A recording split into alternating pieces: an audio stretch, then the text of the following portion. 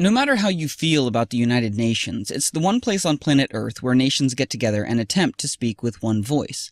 That's why their resolutions can make a big difference.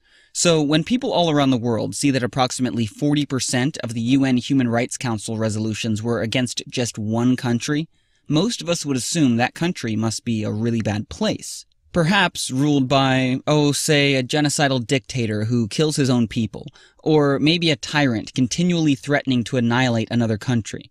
But actually, the country that has been condemned more times than every repressive country on Earth combined is a democracy. The only viable democracy in the Middle East, Israel.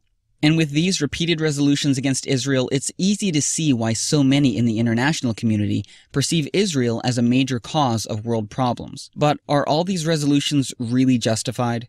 Because whether or not you agree with how Israel is handling its many challenges, when you do a basic comparison, like the number of deaths Israel is responsible for with the number of condemnations they've received, and then make that same comparison with other countries, it paints a surprising picture of a possible double standard. What could explain the enormous imbalance? Quick history lesson. In 1975, Cuba needed to gather support in order to take down the biggest democratic superpower dominating the global schoolyard, the United States. Seeing how the UN was mostly controlled by the democratic superpowers, Cuba, along with other communist nations, finally found a way to even the playing field, because it just so happened that, at the same time, a number of Muslim countries were looking for new, creative ways to gang up on Israel.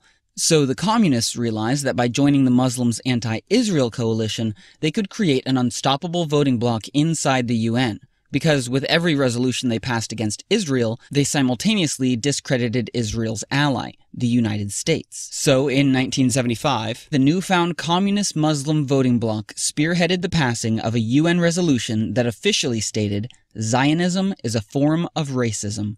Yes, Zionism, the movement trying to find ways to protect Jews from racism, was redefined as racism, which is kind of like saying the civil rights movement is racism and Martin Luther King is a racist. This is why resolution after resolution after resolution against Israel from 1975 until this day easily passes through the UN. But today, this movement has a new tool for attacking Israel as the cause of all our problems: the UN's Durban Review Conference on Racism.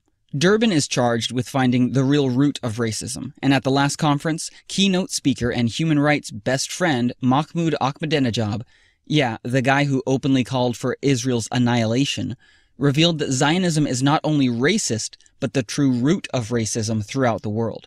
And what has history taught us about what tends to happen when one ethnic group is believed to be the hidden root to all the world's problems? What is happening at Durban is catastrophic, not only for Jews, but for the whole world. And it's growing, spreading, and gaining credibility through Durban. In fact, this year, representatives from over 140 different countries will descend on New York City for Durban as speakers work to convince them about the secret Jewish cause to worldwide racism.